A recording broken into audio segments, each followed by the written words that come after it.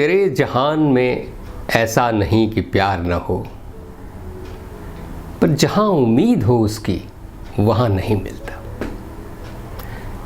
निदा फ़याज़ली साहब का ये शेर बड़ा मौजू है हम सब की ज़िंदगी में। बारहा हम देखते हैं कि हम जहां कुछ चाहते हैं ठीक उसी जगह या जिस चीज़ की हमें उम्मीद होती है ठीक वही चीज़ हमें कई बार नहीं मिलती है। हम उम्मीद करते हैं कि किसी अच्छी कंपनी में नौकरी करने की, हो सकता है कि उससे भी अच्छी कंपनी में मिल जाए, लेकिन वहाँ कम से कम नहीं मिलता। ये भी हो सकता है कि कई बार हम एग्ज़ाम देते हैं और जिस सब्जेक्ट में हमें उम्मीद होता है कि इसमें बहुत अच्छा नंबर मिलेगा हमको, रिज़ल्ट में हम देखते हैं कि जिसमें हम डर रहे थे उसमें ज़्यादा अच्छा नंबर आ गया। हम देखते हैं कि किसी ख़ास मौसम में हम उम्मीद करते हैं कि वो वाला हमारा दोस्त जो है मेरी मदद ज़रूर करेगा, पर पता चलता है कि जिससे बहुत उम्मीद थी उसने ही हमारी मदद नहीं की। तो ऐसा कैसे होता है और क्यों होता है ये? एक तो हम उम्मीद ही क्यों करते हैं और हमारी उम्मीद हमें निराश क्यों करती है?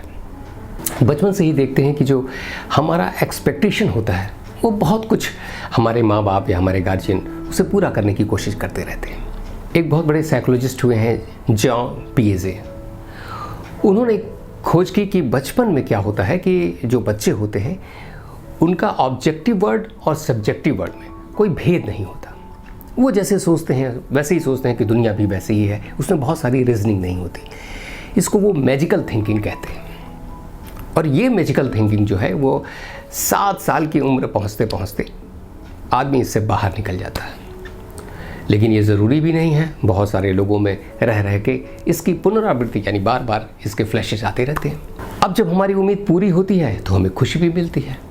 अब हमारे ब्रेन को एक कंडीशनिंग हो जाती है, वो हमेशा खुशी तलाश करता रहता है, तो बार बार एक्सपेक्टेशन यानी उम्मीद का दामन थामता है कि जैसे वो पूरी होगी हमें खुशी मिलेगी। और ऐसी ही प्रक्रिया में हमारे माइंड की कंडीशनिंग हो जाती है और हम चाहे अनचाहे उम्मीद करते रहते हैं। अब यूँ तो बहुत सारी हमारी उम्मीदें पूरी होती हैं, इसलिए उसके लिए कोई दिक्कत की बात नहीं है। पर जब तक हमारी उम्मीद के साथ यानी हमारे एक्सपेक्टेशन के साथ एक गुड रीज़न जुड़ा होता है तब तक कोई समस्या नहीं है। अब गुड रीज़न क्या है? अब गुड रीज़न ऐसे ही है कि जैसे ये समझें कि हमने कोई एग्ज़ाम दिया और उम्मीद करते हैं कि उसमें 90% हमें आ जाएगा। वो कंपटीशन है और शायद नौकरी के लिए है या सिलेक्शन के लिए है। 90% बहुत अच्छा नंबर है और हमने बहुत जोड़ करके बहुत अच्छे से ऑब्जेक्टिवली ऑब्जर्व करके ये पता लगाया कि नहीं 90% तो हमें मिल जाएगा। अब हम उम्मीद कर रहे हैं कि इस वजह से हमारा सिलेक्शन भी हो जाएगा।